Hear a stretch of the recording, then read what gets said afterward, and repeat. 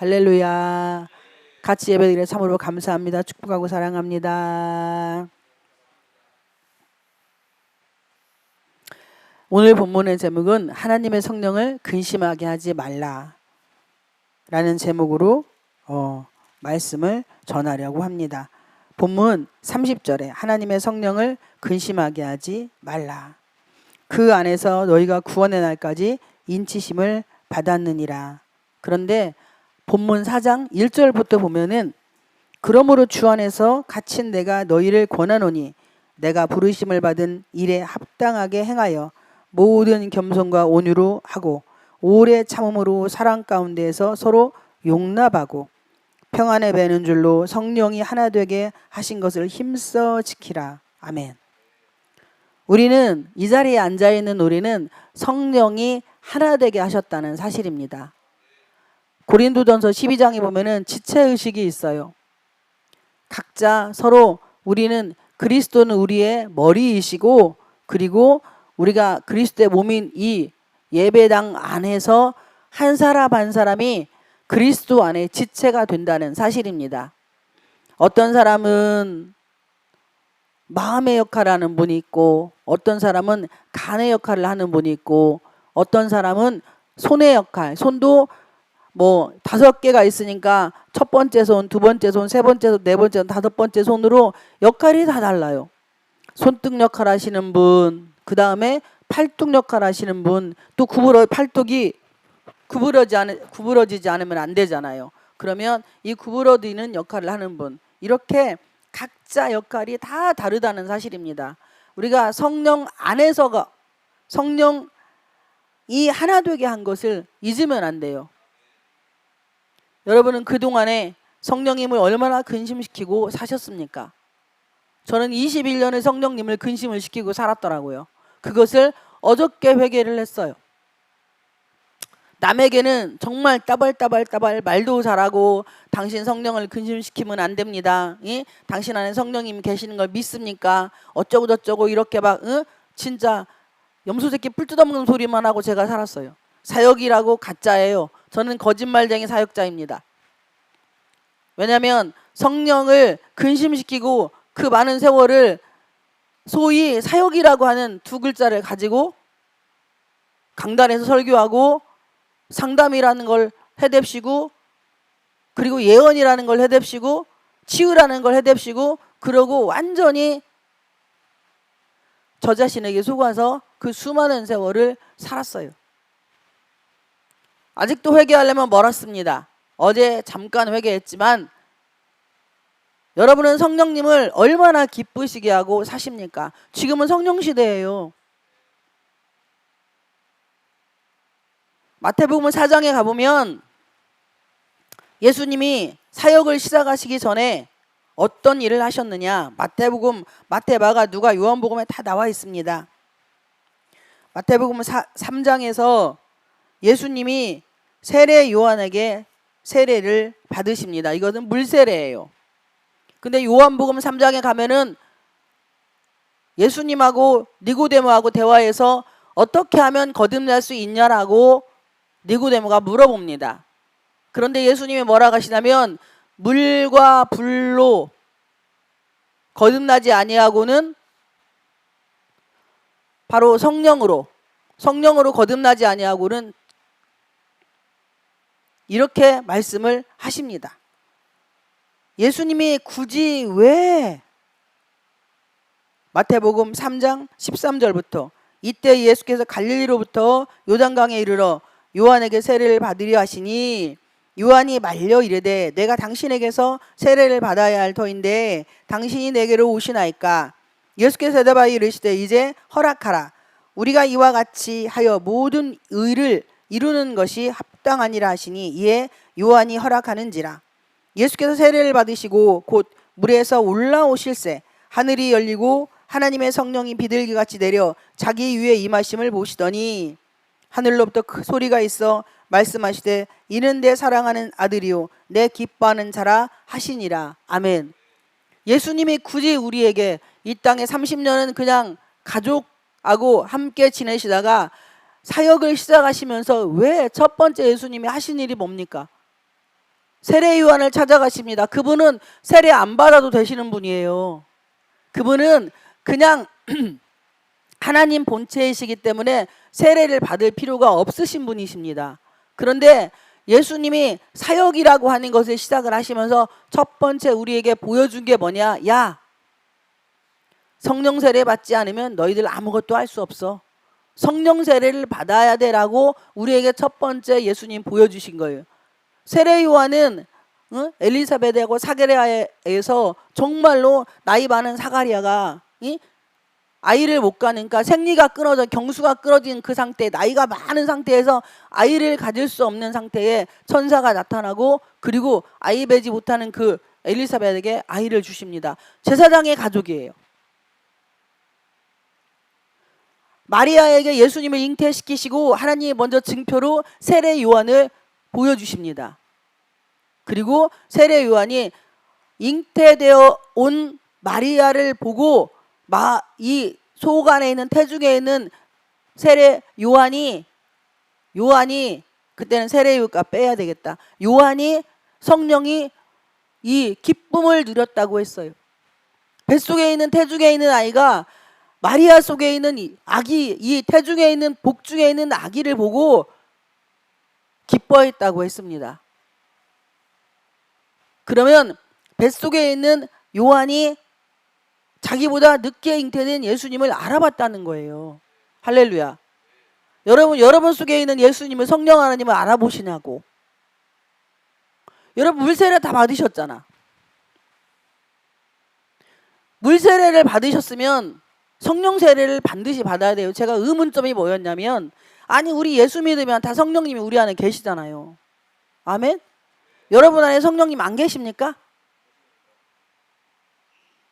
여러분 안에 성령님이 계시다는 증표가 뭐냐면 성경 말씀에 아멘을 하면 성령님이 계신 거예요.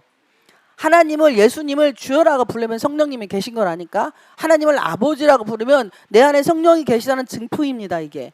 근데 성령님은 눈에 안 보여요. 예수님이 굳이 우리에게 이것을 보이지 않아도 되는데, 우리가 찬양도 사역입니다. 사명이에요. 나에게 주어진 사명. 하나님이 주신 목소리로 하나님을 찬양하는 거지, 우리가 사람에게 보여주려고 하는 목소리로 찬양한다면 그거는 안 하는 게 좋습니다. 하나님은 안 받으십니다, 그 찬양. 그러니까 내 목소리도 하나님이 주셨다고 내가 믿고, 그러면 성령이 충만해서 하는 찬양과 목소리가 좋아서 하는 찬양은 달라요.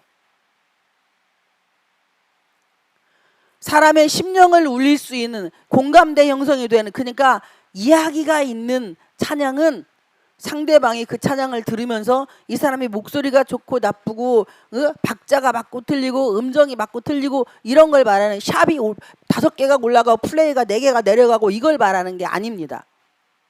그의 아픔, 마음이 정신병이 있었던 사람의 치유를 받으면 그의 찬양을 들으면 이 정신병이 있는 사람들이 치유가 돼요. 이게 하늘의 비파라고 하는 것입니다. 그러니까 목소리 좋은 것은 세상 사람들이 좋아하는 것이고, 성령이 충만한 사람은 사람의 영혼을 살릴 수 있는 찬양이 된다는 사실입니다. 왜? 우리가 찬양은 하나님 앞에서 하는 것이지 사람에게 하는 게 아니에요. 왜 말씀? 예수님이 세례를 받으셨을 때에 하늘이 열렸다고 했어요. 여러분, 세례 받으실 때 하늘이 열립니다. 그리고 하나님의 성령이 그 위에 오시는데, 우리는 예수를 믿고 나면 하나님의 성령, 하나님이 보내신 성령이 우리 안에 임재를 하신다는 사실입니다. 그럼 우리 전부, 저도 그렇고 여러분도 그렇고 유튜브 설교를 들으시는 모든 분들도 다 성령이 임했으니까 듣는 거예요.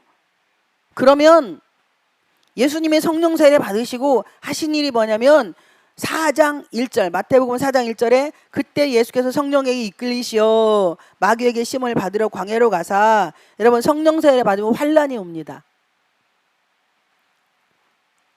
성령 세례 받으면 이생의 자랑, 안목의 정욕, 육체의 정욕이 우리에게 와요. 성령 세례 받으면 하루아침에 죽은 자 살리고 안진뱅이 일으키고 막 예언이 술랑술랑 잘 나오고 막 방언 통변 다 하고 성경에 관통하고 이러질 않습니다. 예수님도 그렇게 안 사셨어요. 예수님이 공생에 3년을 사시면서 제자들과 다니시면서 예수님이 하시는 혈루증 걸린 여인, 예수님의 옷자락만 만져도 나았던 그 여인, 예수님이 하신 게 아니에요. 성경을 자세히 보면 이미 성령세 받으신 예수님께서 말씀으로 마귀를 물리치고 난 이후에 그 이후부터 예수님의 사역이 시작이 됩니다. 여러분, 어떤 일을 할 때 성령 세례 안 받으면 그 일을 안 하는 게 좋은 거예요. 성령 세례 받기 전까지 사도행전 1장에 보면 너희가 성령이 임하기 전에는 예루살렘을 떠나지 말라고 했어요. 성령이 너희에게 임하시면 예루살렘과 온 유대와 사마리아 땅끝까지 이르러 내 증인이 되리라 하시니라 하니라. 아멘. 그런데 예루살렘은 교회라는 것입니다. 우리가 교회를 바깥에 나가야 전도도 할 수 있고 어떤 다른 사람과의 교제 사업이며 다양한 일들을 세상에 나가서 할 수가 있는데, 우리가 성령 세례를 받고 세상에 나가야 돼요. 사람들과 만나는 것도 성령 세례를 받아야만이 그 사람과의 대화가 된다는 사실입니다. 그리고 상대의 마음을, 의중을 읽을 수가 있어요. 열왕기상 4장에 보면 하나님이 솔로몬에게 넓은 마음을 주사라는 말씀이 있습니다. 하나님이 우리에게 넓은 마음을 주시지 않으면 절대 넓은 마음이 될 수가 없다는 것입니다. 성령님이 나에게 임하시면 첫 번째 환난이 와요. 나를 겸손하게 하시려고. 내 속에 있는 이 쓴뿌리들, 우리가 말하는 소위 상처라고 하는 그것들이, 그리고 고집이, 아집이, 이기심이, 하나님이 나를 그릇을 만드시기 위해서 성령이 임하시면 환난이 오게 되어 있습니다. 다메섹 도상에서 사도행전 9장에 바울이 예수님 만나고 난 이후에 그는 죽을 때까지 복음 전하다가 그냥 환난과 고통 겪고 마지막에는 순교하는 그런 축복을 받습니다. 여러분, 죽음이 축복이 아니잖아요. 그런데 예수 복음 전하다가 죽는 복은 축복이라는 사실입니다. 그런데 우리는 하나님의 성령을 근심하게 하고 살아갑니다. 하루의 삶에 그분과 얼마나 많은 교통을 하냐 이거예요.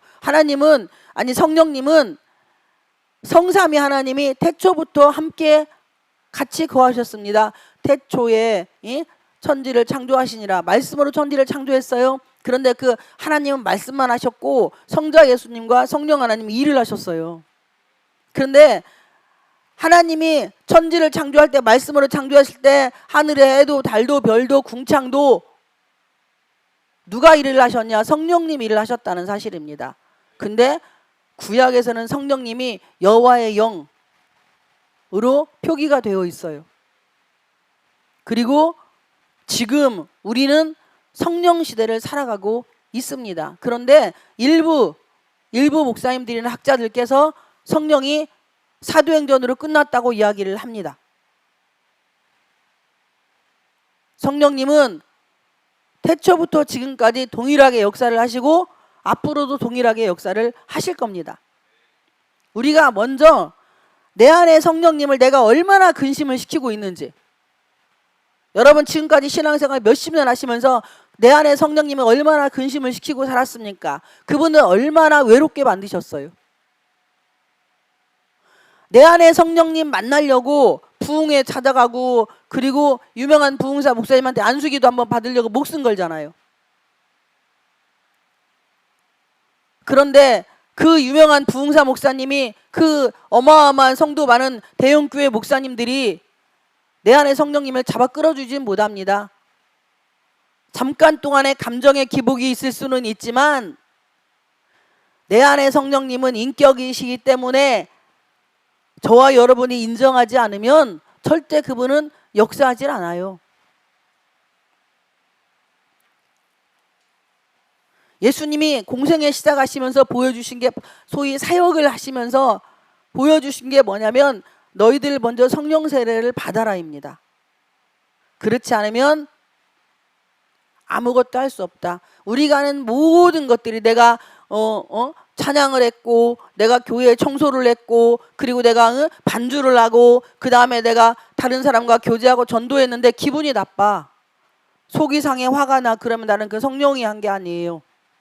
내가 한 거지. 마귀하고 나하고 둘이 손잡고 한 겁니다. 내 의의를 드러내려고 하고 예수님이 한 번이라도 공생애 하시면서 마태, 마가, 누가, 요한복음에서 공생애 하시면서 한 번도 자신을 드러낸 적이 없어요. 다 하늘 아버지에게 모든 영광을 돌립니다. 아멘. 이게 중요한 거예요. 세상과 나는 강구덥고 구속한 주만 보이게 하기 위해서 이게 갈라디아서 2장 20절 말씀이잖아요. 세상과 나는 간 곳이 없어야 돼요. 그리고 내가 믿는 주님이 나를 통해서 뭐 청소도 하고 찬양도 하고 그 다음에 뭐 교제도 하고 전도도 하고 그 모든 걸 해야 한다는 사실입니다. 그런데 우리가 진리의 영이신 그분은 요한복음 14장이랑 16장 보면은 진리의 영이 우리에게 오시면 죄에 대하여 의에 대하여 심판에 대하여 가르쳐 준다고 했어요. 그리고 내가 상대방에게 무슨 말 해야 될지 걱정하지 말라고 성경은 말씀을 합니다. 내 안에 성령님이 다 알게 하신다고 했어요. 사람 비유 맞추고 살아가는 인생이 되지 않기를 축복을 드립니다. 본문으로 돌아가겠습니다. 25절에 그런즉 거짓을 버리고 우리 안에 성령님이 거하시면 거짓을 버리는 건 뭐예요? 이 사람 속이는 거 거짓을 사람 속이는 것도 거짓말이지만 예수 믿는 내가 성령을 인정하지 않는 게 거짓말이에요. 성령님을 근심시키는 게 거짓말이라니까요. 여러분 우리 안에 성령님이 거하시는 것을 여러분 믿습니까? 여러분 안에 성령님 계십니까? 아멘이에요, 노멘이에요?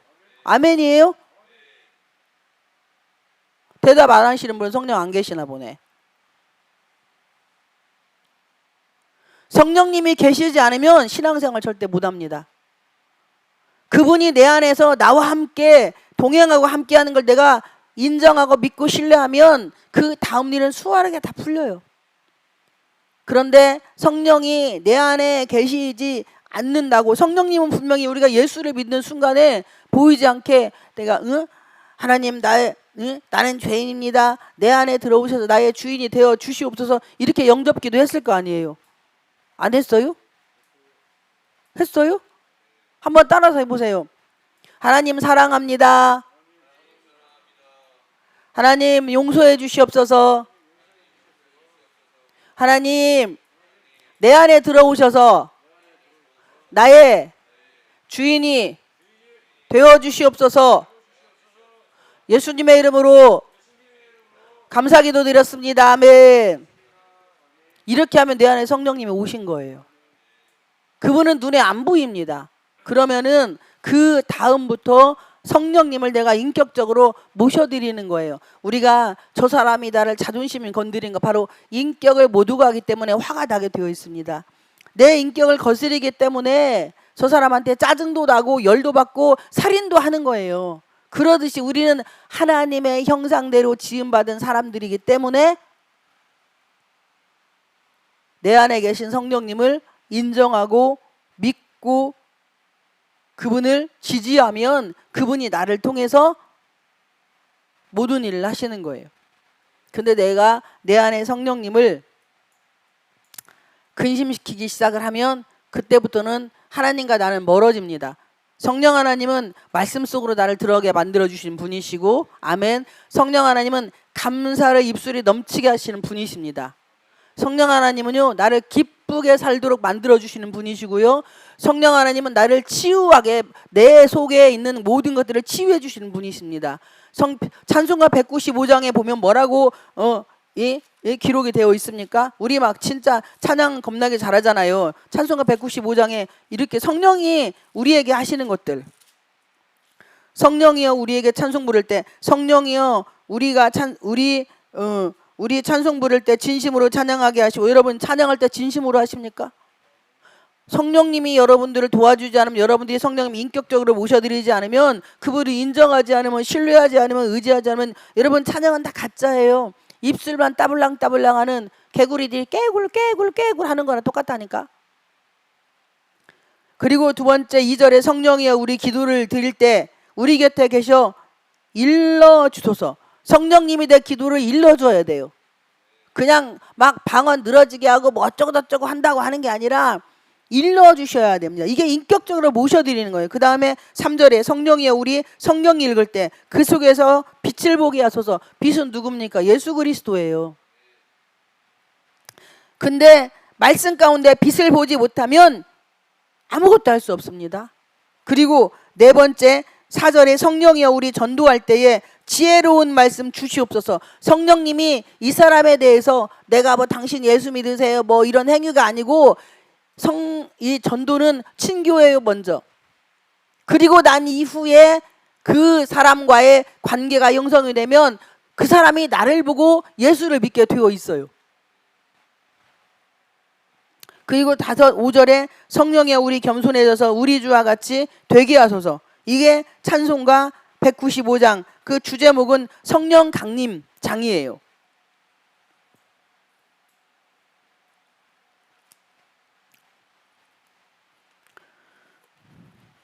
그리고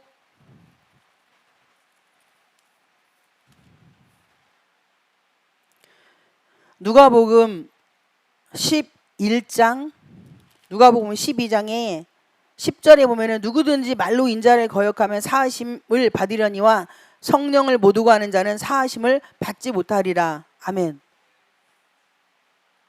이 말씀이 마가복음 3장 29절에도 있습니다. 누구든지 성령을 못 오가는 자는 영원히 사하심을 얻지 못하고 영원한 죄가 되느니라 하시니. 아멘. 우리가 하나님께로 가는 지름길은요, 성령님을 인정하고 믿고 신뢰하는 것밖에 없습니다. 그분이 내가 죽을 어떤 이제 정말로 예배드리다가 또 우리나라가 사회주의 공산주의가 예를 들어서 되어서 예배드리는데 총칼 들고 와요. 야, 너 예배드리면서 죽을래? 예수 배신하고 살래? 예수 믿고 죽을래? 하면 여러분 내가 아는 죽어도 선택 못합니다. 내 안에 성령님이 나는 예배드리다가 총 맞고 나는 순교할 겁니다라고 선택은 누가 하게 하냐? 내 입으로 하는 게 아니에요. 그게 예수님의 12제자에 다 나와 있잖아요. 예수님의 12제자들이 성경에서 보면은 정말로 예수님이 기적과 이적과 별의별 걸 다 보고 마지막에 예수님이 내가 그 로마 군인들에게 잡혀갈 때기 전에 최후의 만찬을 하시면서 유다에 대해서도 얘기를 하십니다. 이 손에 여기 그릇에 손을 넣는 자가 나를 팔자라고 하는데 유다가 어떻게 하냐면 예수님 품에 딱 안겨서 내니니까 이러는 거예요. 아마 저 같으면 톡 씨면서 그래 이 새끼야 너 새끼다 이 새끼야 이렇게 했을 거예요.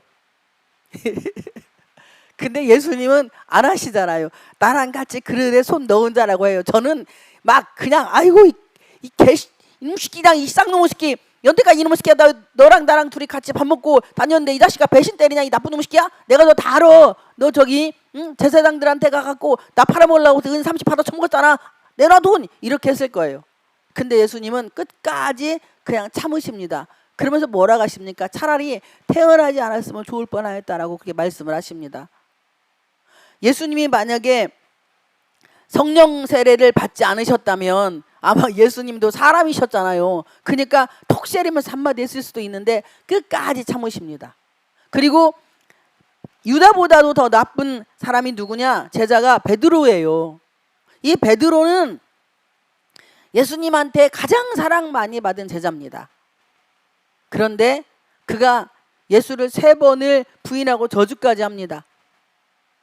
그리고 예수님 십자가에 달려 죽으시니까 다 어디로 가요? 고향으로 도망가요. 그런데 예수님이 부활하시고 갈릴리로 다시 찾아가십니다. 그리고 난 이후에 그가 성령 세례를 받고 그는 로마에서 순교를 당하는데 예수님이 십자가에 달려 죽으신 것보다 자기는 그렇게 감히 못 죽겠다고 십자가를 거꾸로 매달려서 죽어요. 그러니까 베드로가 로마에서 순교를 안 하려고 나와요. 도망을 가요. 그런데 주님이 다시 로마로 가시는 거야. 쿼바디스 조미네 주여 어디로 가시나이까? 그러니까 야 네가 버린 나는 로마로 난 간다고 다시. 그래서 베드로가 로마에 가서 순교를 당합니다. 할렐루야. 이 모든 일은요 성령님이 하신 거예요. 이 모든 상황 그렇게 태형을 5번이나 맞고 예수님 때문에 감옥에도 가고 했던 바울도 성령 세례 받지 않았으면 그 길을 못 갔습니다. 성경을 13서신이나 쓸 수 없었다니까요. 25절에 본문 25절에 그런즉 거짓을 버리고 각각 그 이웃과 더불어 참된 것을 말하라. 참된 것은 이 사람이 여러분 참된 게 뭐냐면 이 사람이 예수를 믿는 예수 안에 있는 사람 이웃을 참소하지 말라는 거예요. 이웃을 비방하고 업신여기지 말라는 것입니다. 우리가 전주에 설교가 내용이 뭐였어요? 옳은 말을 하지 말자였잖아요. 이 사람 위해서 하는 말이 이 사람이 컵 깨먹었어요. 옳은 말이에요. 그런데 그 컵을 내가 깨먹었다고 하면 그게 참된 말이라는 사실입니다. 이 사람이 예수님이 이거 예수님이잖아요. 예수님이 나의 죄를 위해서 십자가에 달려 죽으셨어요. 그게 참된 거잖아요. 그 옳은 게 아니에요. 그건 참된 거지. 그런데 나 같은 죄인, 나 같은 것도 주님이 사용을 하시는데 저 사람은 나보다 못하지 않잖아요. 상대방은 나보다 낫다니까. 여기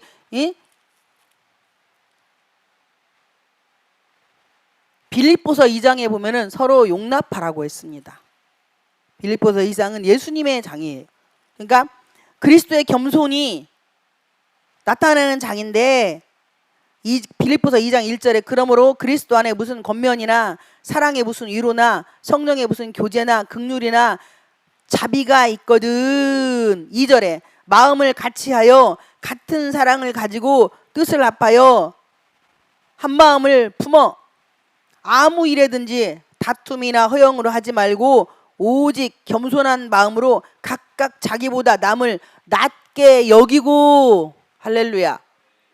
나보다 상대가 낫다고 생각을 해야 한다니까. 그 사람이 초등학교도 안 나왔어. 유치원도 안 나왔어. 무식이 아주 성령 충만이 아니라 무식이 충만해. 그래도 그 사람이 나보다 낫다고 여기라는 거. 이게 그리스도의 마음이라는 것입니다. 그리스도의 겸손이라는 거예요.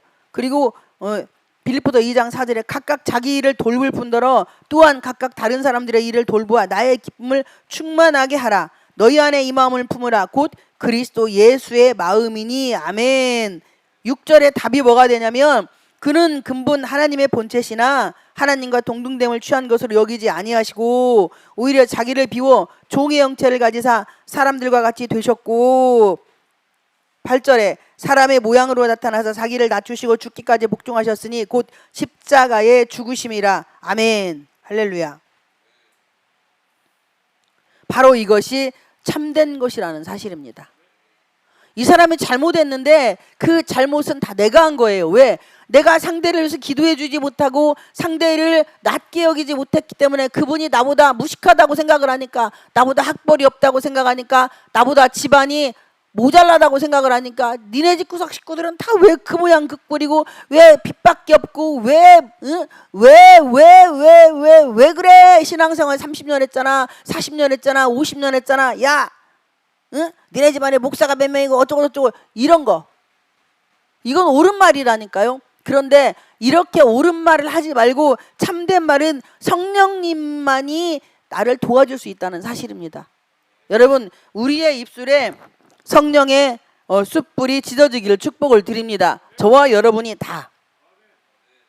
그리고 25절 하반절 이는 우리가 서로 지체가 됨이라. 여러분 손가락 한번 깨물어 볼래요? 응? 우리 장로님은 깨물었죠. 두 번째 손가락을. 아프신 게며 인상 쓰시는 거 본 게. 그러면 내 손가락 깨물어서 내가 아파. 그러면 이 사람도 아파. 내가 기분 나빠. 그러면 내가 기분 나쁜 일을, 내가 하기 싫은 일을 상대에게 시키면 상대도 하기 싫다는 걸 내가 알으라는 거예요. 아멘?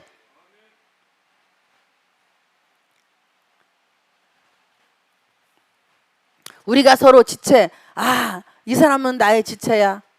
또 상대는 너는 나의 지체 하면서 서로 귀하게 여기는 거예요. 허물은, 사랑은 허다한 허물을 덮습니다.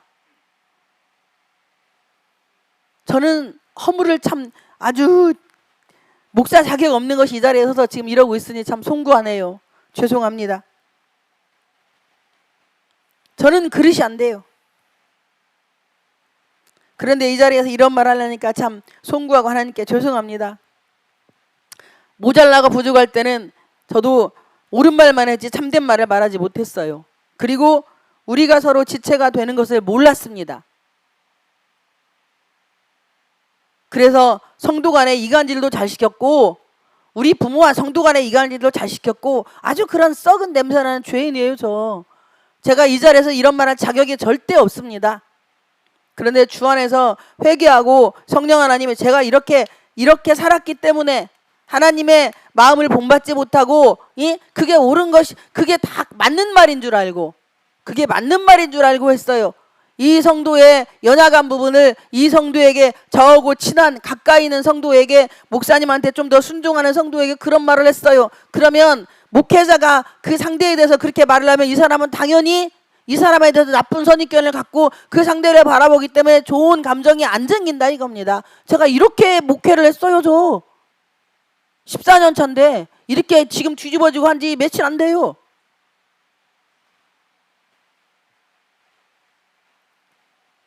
그리고 늘 마음에 분이 있었어요. 26절에 분을 내어도 죄를 짓지 말며. 분이 나면은데 어떻게 죄가 안 져져요? 분이 나니까 욕 나오고, 분이 나니까 열받고, 분이 나니까 때려부시고, 분이 나니까 소리 지르고 막, 분이 나니까 그냥 막 나오고 싶은 대로 다 하고. 그렇게 살았어요. 저 제일로 희생양이 우리 남편입니다. 안 싸우려고 도망가면 열받아가 끝까지 쫓아가가지고 제가 그냥 막 결국에는 거기서 돌멩이 저한테 던지게 만들었어요. 결국에는 칼 들게 만들었습니다. 그리고 다른 사람한테 말할 때는요, 나요 막 우리 신랑이 칼로 찔러 죽이려고 했고요, 막 우리 신랑이 막 돌로 다쳤고요, 이렇게 이야기를 했어요. 그러니 제가 뭡니까? 저는 옳은 말만 하고 살았지, 남이 볼 때는요 행위만 보고 이야기하니까 제가 대단해 보이고, 야 목사님 진짜 고생 많았다, 아나 똥이다. 제가 고생한 게 아니라요, 그런 저랑 사라진 우리 신랑이 고생한 겁니다. 여러분 이거 착각하지 마십시오. 저 목사 자격 없어요. 저는 제 안에 성령님을 끝없이 근심을 시켰고, 그분을 끝없이 무시를 했고, 그분을 우습게 여기고 지금까지 그렇게 살았어요. 불과 어제 그저께밖에 안 돼. 이렇게 지금 제가 이 씨바랑 하는 것도 마음에 분인을 있었고, 그래서 죄를 짓고 살았고, 해가 지도록 분도 풀지도 못하고 살았어요. 그랬던 제가 어떻게 이런 설교를 할 수 있습니까? 그러니까 어제 눈이 헷가닥 돌아가지고요, 이 말씀 준비를 분명히 성령님은 이 말씀을 주셨는데 제가 이 말 하기 싫어서 강단에서 이런 저의 창피하고 부끄러운 것들 다 드러낼까봐 이게 하기 싫어가지고요, 요 에베소서 5장 25에서 32절을 딱 쏘는 거예요. 미쳐가지고 제 창피하고 부끄러운 거 이 까발리는 게 분명히 성령님이 강단에 있으면 까발릴 건데 하기 싫어서 지금 저는 칼로, 성령의 말씀의 칼로 제 5장을 다 잘라서 끄집어내고 있어요. 할렐루야. 목사가 이 강단에서 이런 이야기 쉽지 않습니다. 이거 유튜브 설교까지 나가기 때문에요, 더 개예요. 개 삐리리예요.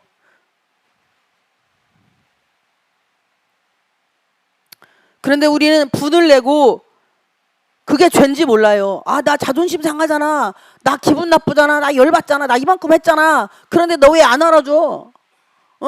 야, 너 나 왜 귀한지 몰라? 그리고 분이 나 속에서, 그러면 그게 죄가 되는 겁니다. 그럼 마귀가 타고 들어와요. 그러니까 해가 지도록 분을 뿜지 말고 해 떨어지기 전에 분을 다 끄집어내라는 거예요. 아멘? 그러면 마귀에게 틈을 주지 않습니다. 이건 명령이에요.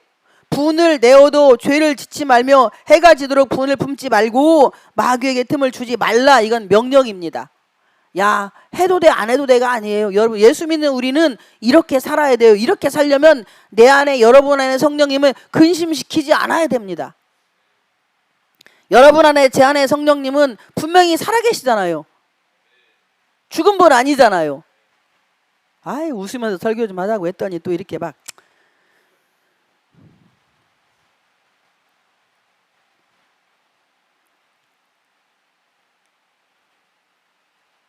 우리는 예수 안에서, 성령 안에서, 믿음 안에서, 사랑 안에서 한 형제 자매예요. 이게 사도행전 2장 말씀이에요. 사도행전 2장에 보면은 42절부터인가 쭉 해서 뭐라고 기록이 되어 있습니까?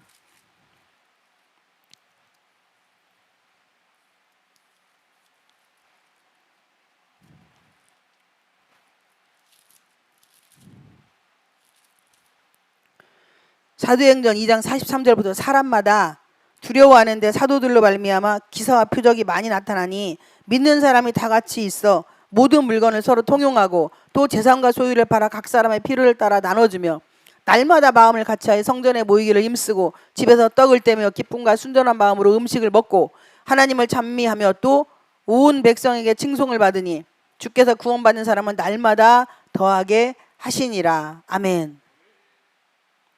성령 받은 사람은 이렇게 네 것 내 것 따지지 않는다는 겁니다.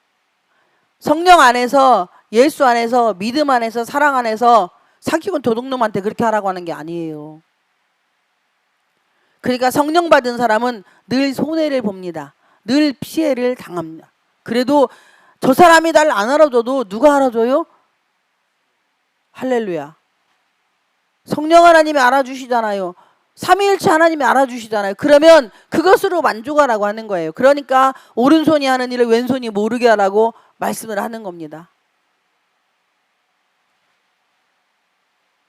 제가 오면서 생각했던 내용과 설교가 완전히 지금 달라가지고 저도 정신이 없어요 지금. 제가 여기 오가지고 말씀을 막 보고 다 표시까지 다 해놨거든요. 근데 그건 하나도 안 나오고 지금 딴소리만 계속 나와가지고 저도 정신이 하나도 없어요. 그러니까 제 안에 성령님이 하시고 싶은 말씀이 너무나 많은 거예요. 여러분, 성령님 울리지 마세요. 여러분 안에 성령님 외롭게 하지 마십시오. 그분은 뒷방 늙은이가 아니에요. 사람 만나러 갈 때 다락방에 놓고 창고에 놓고 선반에 놓고 그리고 주방에 싱크대에다 넣어놓고 성령님 잠깐 있어봐 그런다고 그분이 거기만 계십니까? 나랑 같이 간다니까. 근데 나는 그분을 생각을 안 해. 막 열변 토하다 보면은 그 다음은 성령님 없다니까. 그냥 우선 멈춤이 안 돼. 여러분, 이 말씀으로 오늘은 이제 이거 한 달 할 거니까 이 말씀으로 오늘 말씀 맺을 겁니다. 여러분, 우리가 운전을 다 하잖아요. 그러면은 황색 신호가 있잖아요. 그거는 우선 멈춤이에요? 가야 돼요? 우선 멈춤이어야 돼요? 가야 돼요? 어느 거예요? 이거 잘 대답해야 돼요. 대부분 보면은 그냥 갑니다. 그런데 복병이 숨어 있다는 사실이에요. 그래서 우선 멈춤은 우리 전사님 말처럼 서야 돼요. 황색불은 서야 돼요. 왜? 특히 5거리나 4거리에서는요. 이게 갑자기 들어오는 차가 있어요. 그냥 황색이는 나는 막 꼬리에 연달아서 그 직진 신호가 쫙 하다 갑자기 노랑불로 딱 바뀌었다가 5초도 안 돼 빨간불로 바뀌거든요. 그런데 노랑불이 딱 있어요. 그런데 이 앞에 차 따라서 쭉 갑니다. 가다 보면 저쪽에서 좌에서 그냥 딱 이게 시로 무시하고 오는 차가 있는데 딱 부딪히면 분명히 무서운 일이 생겨요. 내 안에 성령님은 우리에게 항상 우선 멈추라고 하는 거예요. 야, 말을 막 하고 있다가 야, 잠깐만 기다려. 우선 멈춰라. 우선 멈춰.